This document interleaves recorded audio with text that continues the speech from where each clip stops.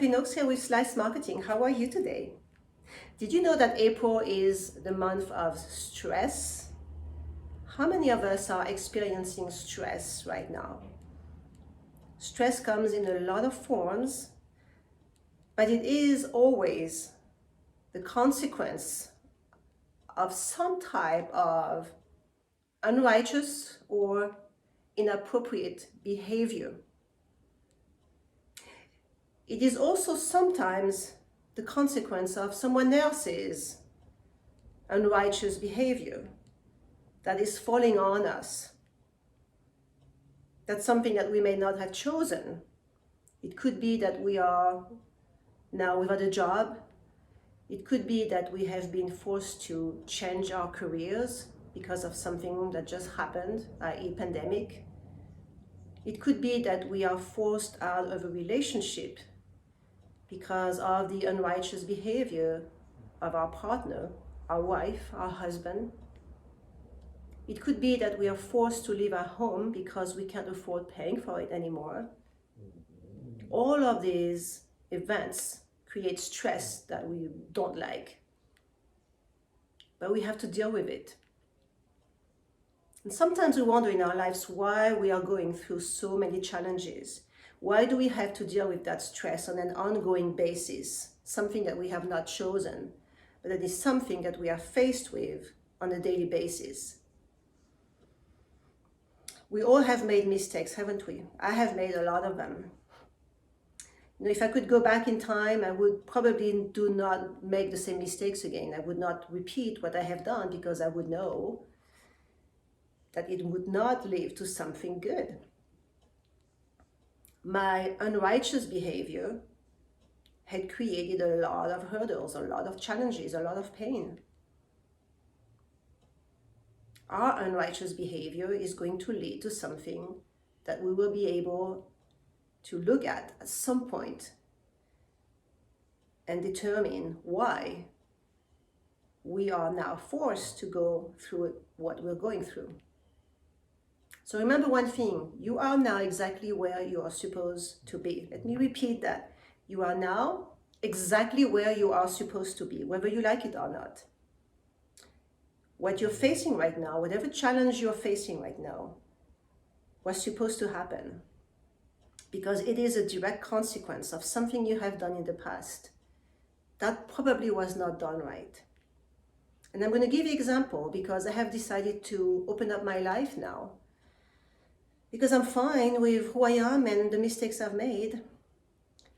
But I had a relationship a few years ago with a man who told me that he was going to leave his wife. He was still married, but he told me he was going to leave his wife. And I was so credulous and so innocent in the way I was looking at the situation that I believed him. So he left his wife for a while and moved with me somewhere else. We rented a place together. And after a few months, I realized that that was a big mistake. I should have never done this because I was still with a married man. Being with someone who is married can never lead to something good. Maybe good for a while, but eventually you're going to get the lesson. Eventually you're going to be forced to observe and live and experience something that will take you away from that relationship. Cheaters cheat, and cheaters cheat for a long time until they get the lesson that forces them to learn. In that specifically experience that I had with that man, after a few months, he told me, hey, you know what, I miss my wife and actually I'm not going to divorce. So I'm going to leave you and I'm going to go back to her. That's exactly what he did. Was there left alone in a home I could not afford on my own, and I had to find a solution to fix that situation. And of course I did, because I always find solutions, always. So that was a few years ago. I've moved on. I just broke another relationship I had for 7 years, this time with someone who had other issues, but I'm not going to talk about this right now. But anyway, I have been alone now for more than a year, reestablishing myself and finding strengths, and that's an amazing feeling. And because I have been able to establish my own strengths and find peace within, I have been able to look at my errors and look at what has been done in the past with a very clear eye. And I know now that those mistakes I have made, I would never make them again. So a few days ago, that same man connected with me again and said, Catherine, I miss you so much. And you know, I made that mistake a few years ago, and I should not have made that mistake. I should not have left my wife and came with you while still married. But now I'm really ready. Now I am ready. I'm going to do it. I can't continue living that life anymore. So he said, you know, I'm going to come and see you and visit you. I need to speak with you and determine things. And, you know, I need to do this right now because I have made a decision to move on. So a few years ago, my reaction would have been, sure, come here, let's talk, you know, let's figure things out. And he probably expected me to do exactly the same thing this time. But this time, I was ready to not do the same thing because I knew it was unrighteous.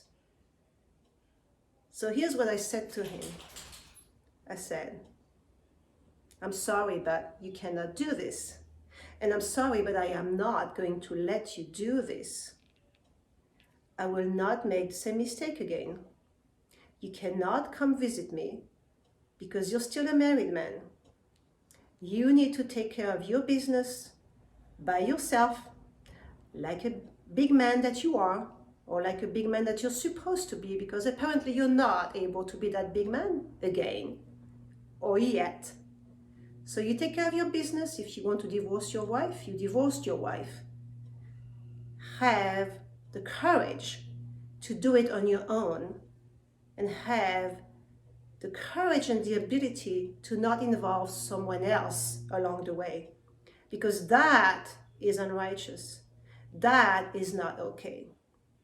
So if you want to do it, great, do it. I can't wait to see you do it. But frankly, I doubt you will. Because the reason why you want to come see me now is that you have to find a reason, or you have to bring someone with you to potentially make that shift in your life. But eventually you will not be able to do it because you will realize that maybe you miss your wife again, and that's too big of a change for you to fully embrace. So I said to him, do not come. I don't want to see you. I do not want to be part of that process. And I can't wait to see you actually take action on every word that you are projecting out there. Well, what do you think happened? I haven't heard back from him. I haven't heard back from him because he is all words. Because I don't think he will ever carry out what he says he will. Most of the time, those people are just weak, and they're looking for other people to bring in their challenged and unrighteous world. If you want your life to be successful and peaceful and happy, you cannot fall into that type of unrighteous behavior, because it will not lead to anything good. I promise you, it may take some time, but it will never lead to something positive. If you cheat on someone, you will pay for it one day or the other. If you lie to someone, you will pay for it one day or the other. If you do something that in your heart you know is wrong, don't think you're going to get away with it. Eventually, it will come back to you. And typically it comes back to you when you expect it the least. There's a Chinese proverb out there that says that life jumps at you like a wildcat when you least expect it. It always works. Sometimes you think you can get away with things because you're not seeing the consequences quickly. But at some point you will see those consequences. So let's all try to live righteously.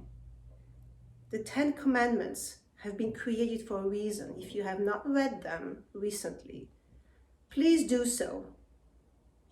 And I bet you that if you live by them, or if at least you try every day to live by them, you're going to see your life change drastically.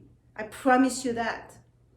My life has changed so drastically because every day I get up and I ask myself whether what I'm doing is righteous. And because I have been doing this, I'm seeing amazing things happen in my life. I'm seeing positive things happen. I'm seeing success come my way. I'm seeing people following me. And I'm seeing financial resolutions come to me. A righteous behavior is going to lead to amazing things in your life. So look at what you're doing. Look at your thoughts.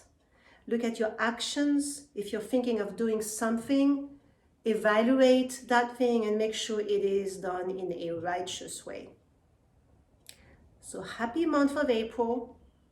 If you want to reduce your stress, live righteously, and it will be reduced eventually. Have a great day. Till next time. Bye-bye.